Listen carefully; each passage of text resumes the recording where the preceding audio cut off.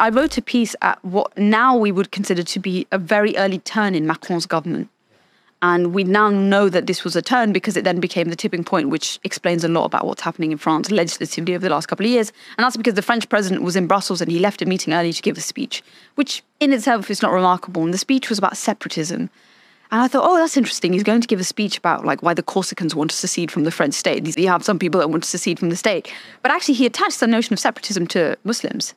And I thought, wow, okay, so there was this move from this liberal, modern, young president who, when he was first elected, was more open to the ideas of Muslims becoming an integral part of France.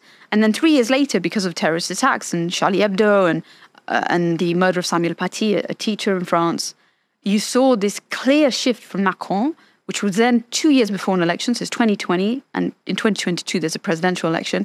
And I thought, okay, he's doing the classic thing of like finding the Muslim enemy and actually creating this entire new separate definition of a crime, something called separatism, that Muslims in France are going to be accused of. And the difficulty with this accusation is very hard to say that you're not a separatist. It's hard to falsify the fact that you're not guilty of this crime. And I noticed this because when I wrote the piece, and lots of French diplomats were quite angry, one of them called me up and he said, you know, I said to him, Ambassador or Mr. Diplomat, I was very polite. I said, please define what a separatist is to me, right? And he said, anyone who believes in the Sharia.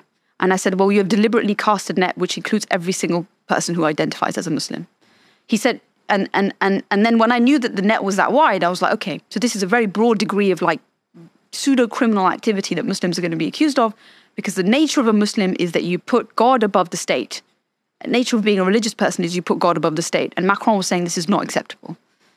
And so I wrote a piece before there was any legislation that's saying that if you cast this net this wide, you are capturing the entirety of Muslimness in France rather than what you want to capture, which I think is violence, real criminality, what you would define as real extremism. And what your government ministers are talking about is halal food, the hijab, polygamy, shisha lounges.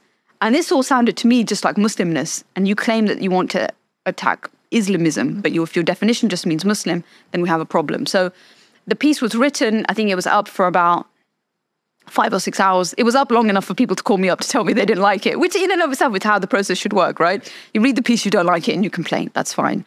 It was taken down at the behest of the editor. I cannot tell you whether she was put under pressure by the French government. All I know is the French government was very, very angry about it.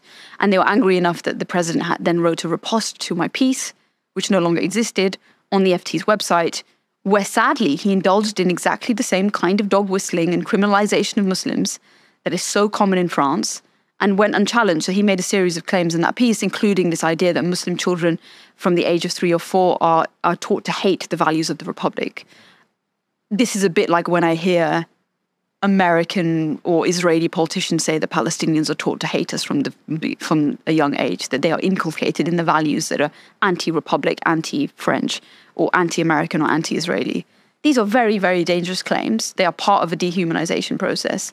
And sadly, like that entire experience showed to me that, you know, calling out what is just overt Islamophobia, which is done for political reasons as it was done for that Macron government, seems to be still beyond the pale. There is a certain degree to which people who, because they are liberal or progressive or pro-European, accusing them of racism is a stick too far. And a bit like the old meme, the accusation of racism seems to be worse than the racism itself.